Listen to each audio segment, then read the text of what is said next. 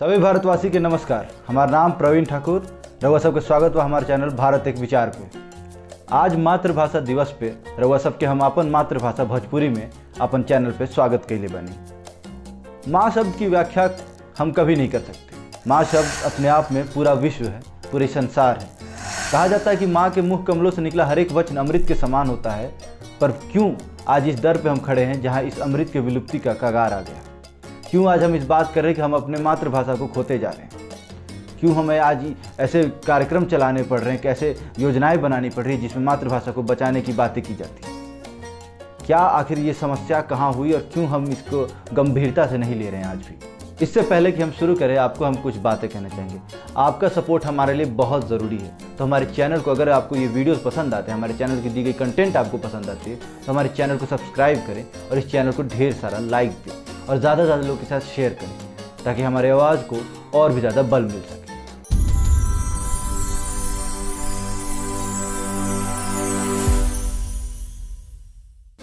Press trust of India के अनुसार भारत में 19,500 से अधिक डायलेक्ट्स या लोकल लैंग्वेजेस कह सकते हैं जो कि मातृभाषा के तौर पे इस्तेमाल होता है पूरे भारत में। ये आंकड़ा 2011 के जनगणना के अनुसार है। और इसके साथ ही भारत में 1600 से अधिक जो भाषाएं हैं जो मुख्यतः धारा में बोली जाती हैं, और उनमें से 22 प्रमुख भाषाएं हैं जिन्हें पूरे भारत में अधिकतम तौर पे बोली जाती हैं। पर धीरे धीरे हम ये देखते हैं कि कहीं ना कहीं बड़े और ज़्यादा बोले जाने वाले भाषाओं के वर्चस्व के कारण हम अपने मातृभाषा, जो कि सीमित क्षेत्र, सीमित जगहों पे बोली जाती हैं, उन्हें खोते जा रहे हैं, उनकी पहचान खोते जा रहे हैं। यूनाइटेड नेशन के अनुसार भारत में 187 ऐसी भाषाएं हैं जो कि धीरे धीरे विलुप्ति के कगार पे हैं, जिनमें से 9 भाषाएं पूर्णतः विलुप्त हो चुकी हैं। आज इस हालात का एक ही कारण है, वो है इंग्लिश का बढ़ता हुआ उपयोग। भारत में इंग्लिश एक भाषा ना होकर एक स्टैंडर्ड बन चुका है, एक क्लास बन चुका है। अगर आपको इंग्लिश नहीं आती तो आप समाज में हीन भावना से देखे जाते हैं।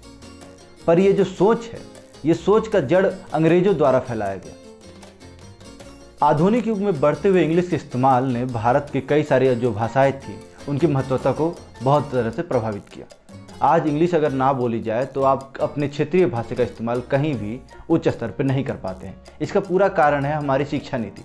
सदियों से हमारी शिक्षा नीति यही रही कि किस तरह से बच्चों को अंग्रेजी शिक्षा दीक्षा दी जाए। कभी भी ऐसा ना हुआ कि भारत में इंजीनियरिंग हो, चाहे वो डॉक्टरेट हो, कि चाहे कोई भी बड़ी एजुकेशन हो, या फिर आप प्राइमरी लेवल पर भी देख ले तो बच्चों को ABCD पे जितना जोर दिया जाता है उतना क ख पे नहीं जोर दिया जाता है। ना ही उनकी जो क्षेत्रीय भाषा है, चाहे वो पंजाबी, मगही, तेलुगु, तमिल, चाहे जो भी हो, वो सभी भाषाओं को नहीं पढ़ाया जाता। तो क्यों नहीं पढ़ाया? सरकार से हमारा ये सवाल है कि क्यों नहीं पढ़ाया जाता।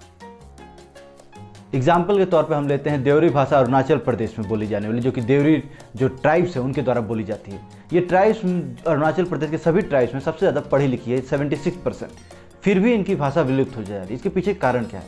इसकी पॉलिटिक्स, राजनीति इतनी हद तक गिर चुकी है कि आज भाषाओं को भी अपने फ़ायदे के लिए बांटा तोड़ा मरोड़ा जा रहा है। आज उस हिंदी भाषा को जब भी कहा जाता है कि हिंदी भाषा को साउथ में पढ़ाना चाहिए, तो वहाँ के साउथ के लीडर्स उठेंगे और कहेंगे नहीं ये गलत हो रहा है, बहुत गलत हो रहा है।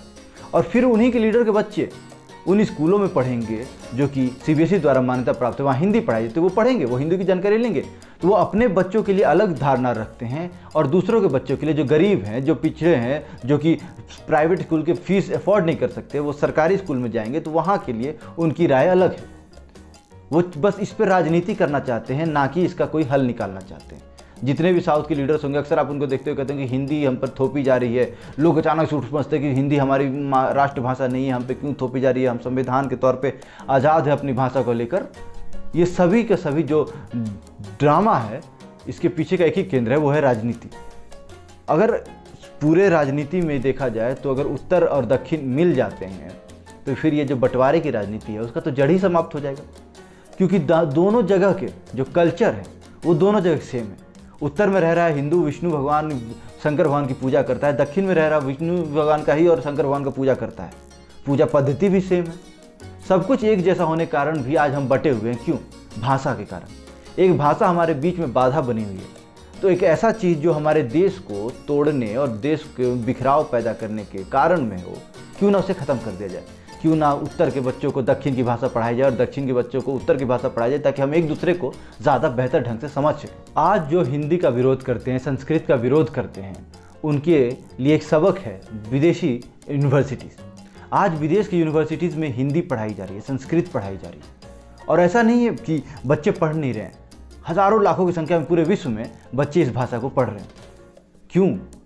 आखिर वो इनको क्यों पढ़ाया जा रहा है? उसके पीछे कारण क्या है? क्या हिंदी अगर इतना ही ज़्यादा भाषा के तौर पे सशक्त ना होता, इतना ही ज़्यादा अच्छा ना होता, तो क्यों ये लोग पढ़ा रहे हैं? क्यों लाखों करोड़ों का पूरा एकेडमिक्स पे खर्चा किया जा रहा है?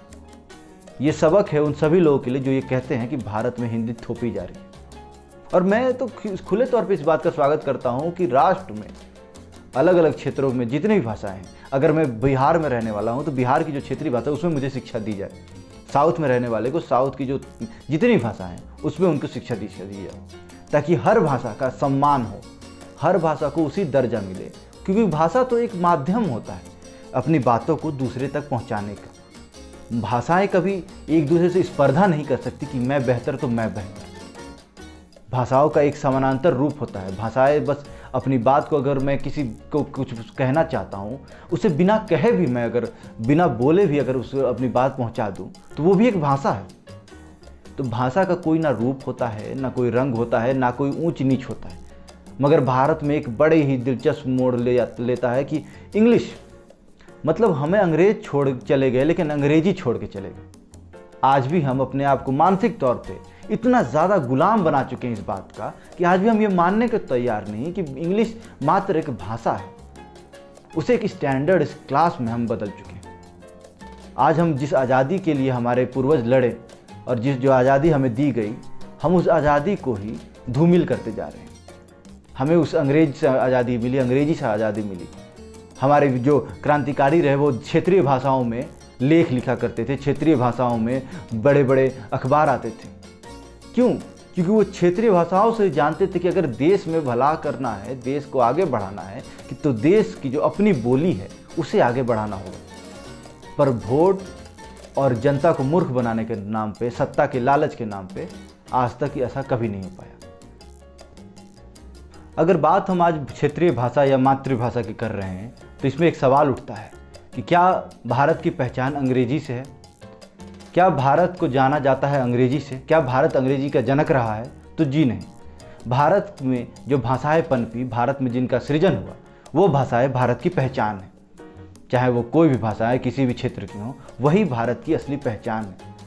कहते हैं कि असली भारत गांव में बसता है, और गांव में आज भी जाइए तो भारत में क्षेत्रीय भाषाएं बोली जा रही हैं। मगर उनको हीन भावना से क्यों देखा जाता है? क्यों शहरीकरण में इतना ज़्यादा हम ओतप्रोत हो गए हैं कि आज गांव से आया हुआ एक व्यक्ति अगर अपना भाषा बोलता है तो हम उसे गंवार जैसे टाइटल से नवाज देते हैं। क्या हमारे कहीं ना कहीं वो गंवारापन हमारे अंदर ही तो नहीं है?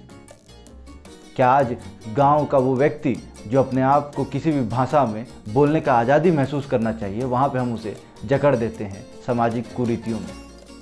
क्या अपने आप को इतना ज़्यादा मॉडर्न कहने वाले लोग, जो अपने आप को बहुत ही ज़्यादा वेल एजुकेटेड और क्लास कहते हैं, जानकारी और भाषा में अंतर होता है। अगर ये अंतर ना समझ पाएँ तो फिर अपने आप को पढ़ा लिखा कहने का फ़ायदा क्या? आप इतना भी अंतर नहीं समझ पा रहे तो फिर अपने आप को इस बात का ज्ञानी और इस बात का नॉलेजेबल पर्सन कहने का फ़ायदा क्या? ज़रा विचार कीजिएगा। नमस्कार। अगर ये वीडियो आपको अच्छा लगा तो हमारे वीडियो को लाइक करें, ज़्यादा से ज़्यादा लोगों के साथ शेयर करें और हमारे चैनल को सब्सक्राइब करें।